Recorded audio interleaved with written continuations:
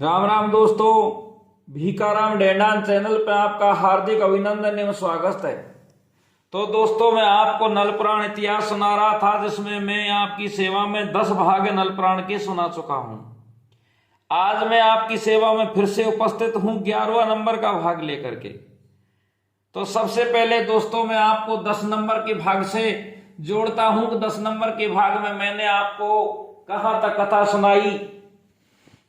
तो दोस्तों, मैं 10वें नंबर भाग में कथा सुना रहा था कि राजा नल वासुकी नाग की दी हुई अंगूठी को अपने बाएं हाथ में धारण करके 80 वर्ष का वृद्ध पंडित बन के और नरवरगढ़ पहुंच जाता है। नरवरगढ़ में जाकर के राजा प्रथम से सभा जुड़वा करके एक मंच बनवा के और सारी नगरी को इकट्ठा करके और नल पुराण सुना रहा है। नल पुराण में सुनाता है कि महाराज नरवरगढ़ के राजा प्रथम अपनी रानी मंजा को पंडितों के कहने से और 4 जल्लादों के हाथ में वन को भिजवा देते हैं। 4 जल्लाद जाते हैं। जो जल्लादों का मुखिया चिंतामणि नाम का एक जल्लाद था, वो जल्लाद रानी मंजा को जंजीरों से जकड़ करके बियाबान जंगल में ले जाता है और बियाबान जंगल में ले जाकर के मन में विचार करता है कि ये रानी मंजा बड़ी पतिव्रता नारी है, इसको सारा नगर बड़े प्यार से देखता है और ये सारी नगरी को भी बड़े प्यार से अपने बेटा बेटी की तरह प्यार करती है। अब क्या किया जाए, हम धर्म संकट में फंस चुके हैं, इसको मारें या छोड़ें। तो अब चिंतामणि जल्लाद मन में विचार करता है कि मारना ठीक नहीं है, क्योंकि इसके गर्भ है, ये गर्भवती है, इसको मारेंगे तो इसका गर्भ नष्ट हो जाएगा और हमारे महाराज की आखिरी निशानी न जाने बच्चा है या बच्ची है, वो समाप्त हो जाएगा, उसका वंश मिट जाएगा। तो हम ऐसा नहीं चाहते। तो इस तरीका की बात सोच करके और चारों जल्लाद रानी मंजा को जीवित वन में छोड़ देते हैं। तो दोस्तों, अब हम आपको यहां से आगे का प्रसंग सुनाएंगे। तो अब पंडित भेष में राजा नल है। 80 वर्ष के पंडित भेष में राजा नल सिंहासन पर बैठा हुआ और राजा प्रथम से कहता है कि महाराज सुनो, प्रसंग ध्यान देने योग्य है कि नरवरगढ़ का जो राजा था उसने तो रानी मंजा को देश ने काढ़ा दिलवा दिया। इधर को जल्लाद हैं जो रानी मंजा को जीवित छोड़ के आ जाते हैं, एक मृग मारते हैं और मृग मार के रानी मंजा के कपड़े को खूनों से रंग लेते हैं और मृग के दोनों नैन निकाल करके राजा प्रथम के पास में पहुंचा देते हैं। तो अब राजा प्रथम दोनों नैनों को तो फोड़ देता है, कपड़ा थे रानी मंजा के, उनको जलवा देता है। इधर को अब रानी मंजा हिसड़े के पेड़ में बड़ा दुख पा रही है। पत्ता ही तो खाती है, पत्ता ही बिछाती है और धीरे धीरे उसका जो गर्भ है वो भी बढ़ता जाता है और 9 महीने पूरे हो जाते हैं। 9 महीने जब पूरे हो जाते हैं तो उसे पीड़ चालू हो जाती है, दर्द चालू हो जाता है। राजन ध्यान लगा के सुनो कि रानी मंजा बियाबान जंगल में हिसबड़े के पेड़ में बहुत सारे संकट झेलती है और दर्द भी चालू हो जाता है। दर्द चालू हो जाता है तो स्वयं दुर्गे मैया, स्वयं देवी मैया एक दाई का रूप बनाती है, बूढ़ी औरत का रूप बनाती है और हिसबड़े के पेड़ में आकर के रानी मंजा का जापा करवा देती है। जापा करवाती है, बच्चे को पैदा कर देती है और जो बच्चा पैदा हुआ था वो इतना बलवान था, इतना सुंदर था और उसका नाड़ जो पेट से ही कटा हुआ आया था, इस कारण से देवी मैया उसका नाम नल रख देते हैं। तो अब राजन सुनो, यहां से ये नल पुराण चालू होता है कि उस लड़के का, रानी मंजा के लड़के का नाम नल रख दिया देवी मैया ने और देवी मैया तो चली गई। लेकिन 3 दिन बीत जाते हैं। 3 दिन बीतने के बाद में भी रानी मंजा थी, उसकी आंचलों में दूध नहीं आता है। आंचलों में दूध नहीं आया। रानी मंजा विचार करने लगी कि मेरे पुत्र का मैं पालन कैसे करूं, ये भूखा मर रहा है, रो रहा है। तो उसी वन में, उसी हिसबड़े के पेड़ के पास में एक सिंगनी ने भी अपने 2 बच्चों को जन्म दिया था।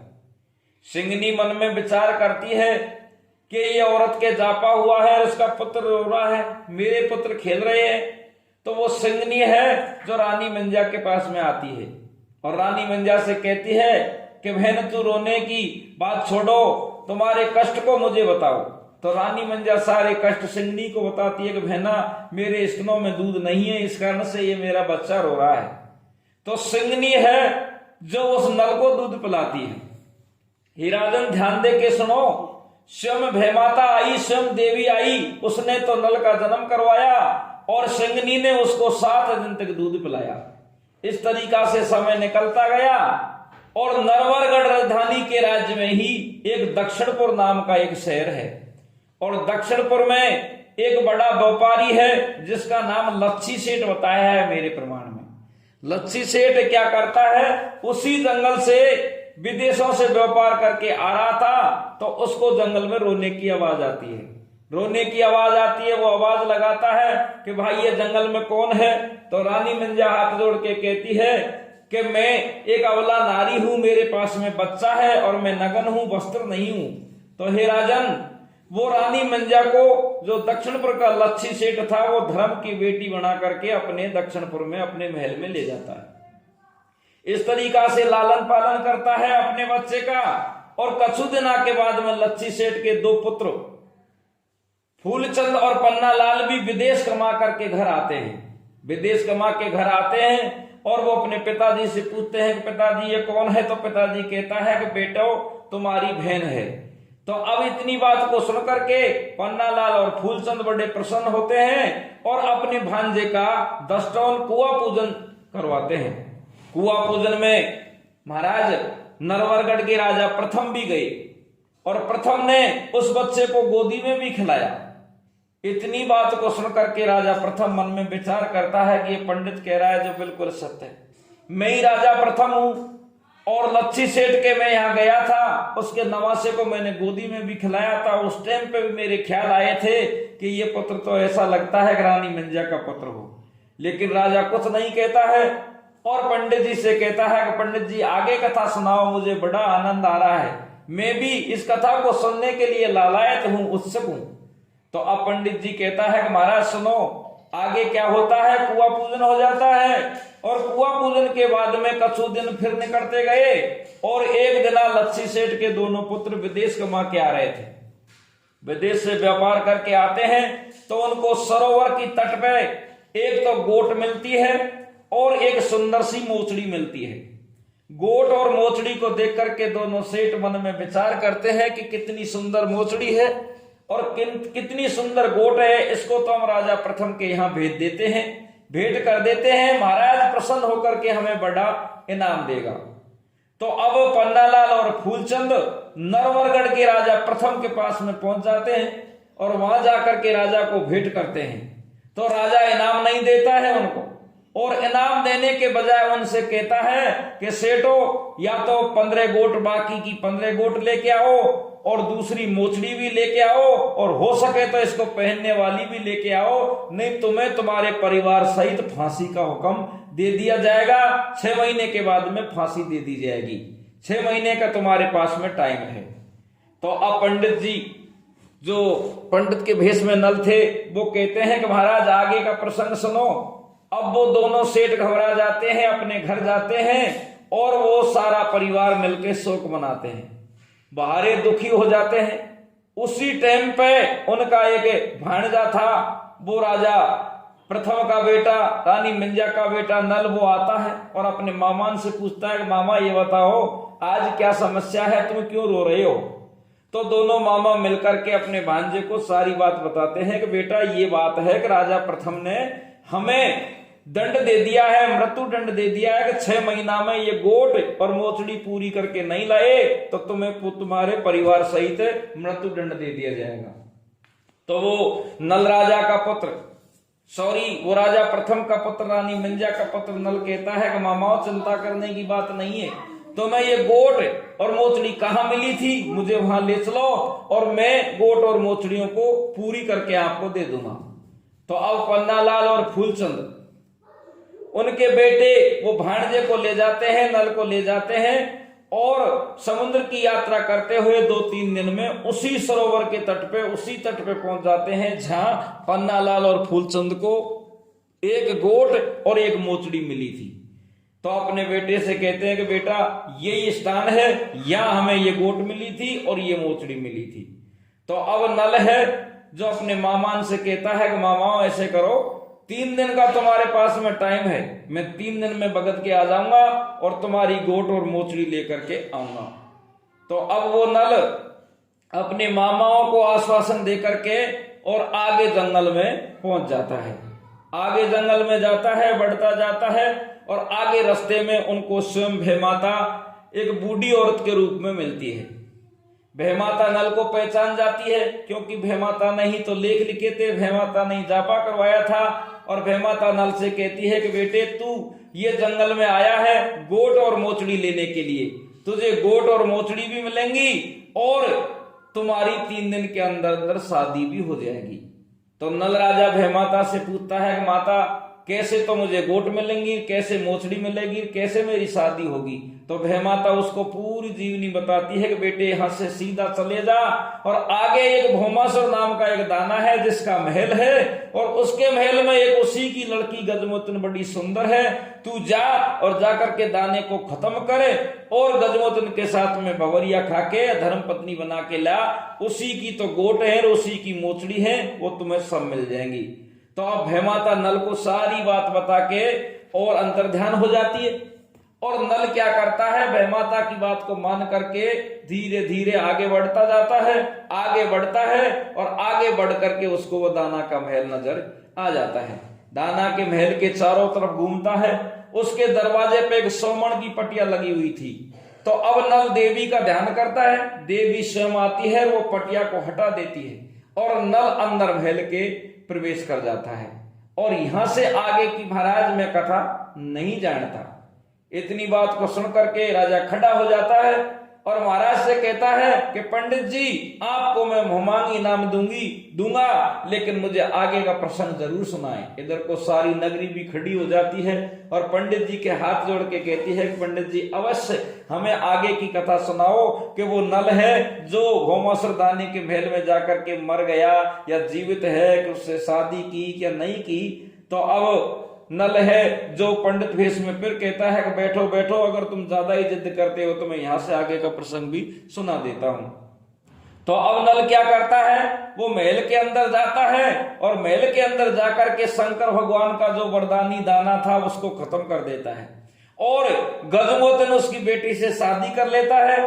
और शादी करके नारद जी आते हैं और नारद आकर के भवरिया पड़वा देते हैं।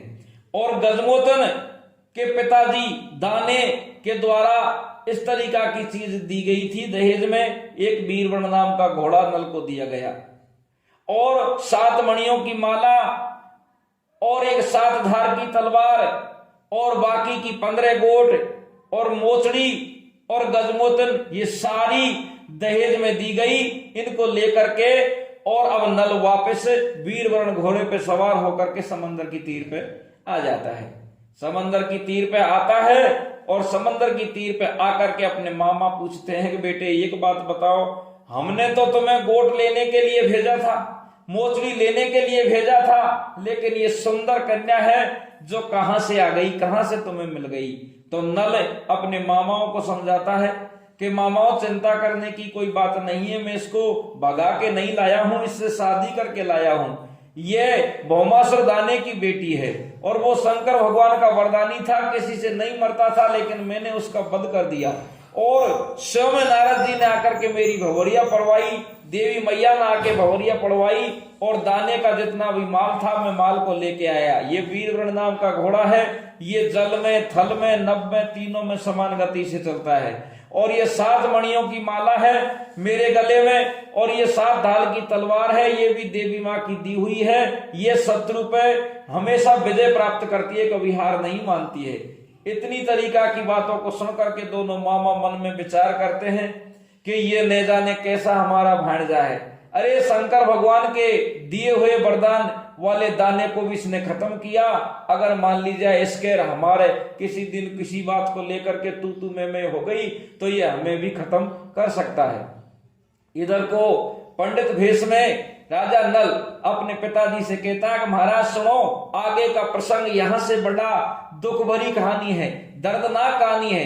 अब वो क्या करते हैं, लच्छी सेठ के लड़के पन्नालाल और फूलचंद उसको रथ में उसको जहाज में बिठा लेते हैं और वीरवरण नाम के घोड़े को भी बिठाते हैं, सारे माल को बिठा लेते हैं, गजमोतन को भी बिठा लेते हैं। गजमोतन और वीरवरण घोड़ा दोनों रथ जहाज में पीछे की तरफ सो जाते हैं क्योंकि रात्रि का टाइम था।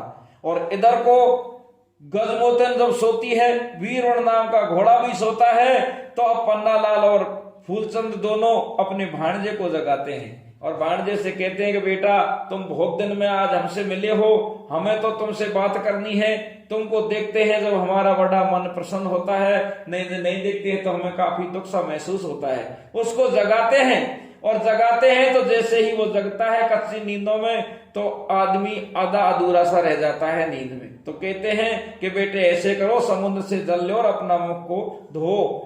तो अब जैसे ही नल समुद्र में जल लेने के लिए धुकता है, तो दोनों भाई कपट करके फूलचंद और पन्नालाल नल को धक्का दे देते हैं और वो समुद्र में गिर जाता है। और यहां से आगे का प्रसंग मैं बिल्कुल नहीं जानता।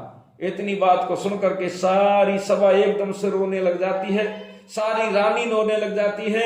और इधर को पन्नालाल और फूलचंद भी वही सभा में बैठे हुए थे, वो भी घबरा जाते हैं कि न जाने राजा अब हमें कैसा दंड देगा।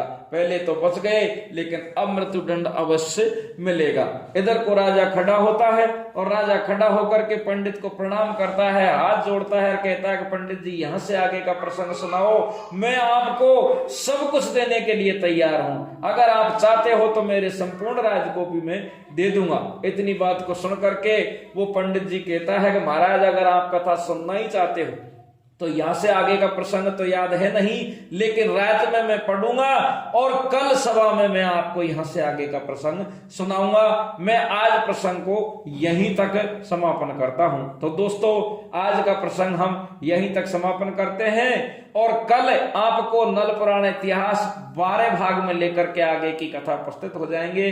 अब आपने सुना नल पुराण इतिहास 11वां भाग। जब तक के लिए राम राम दोस्तों, जय हिंद, जय भारत।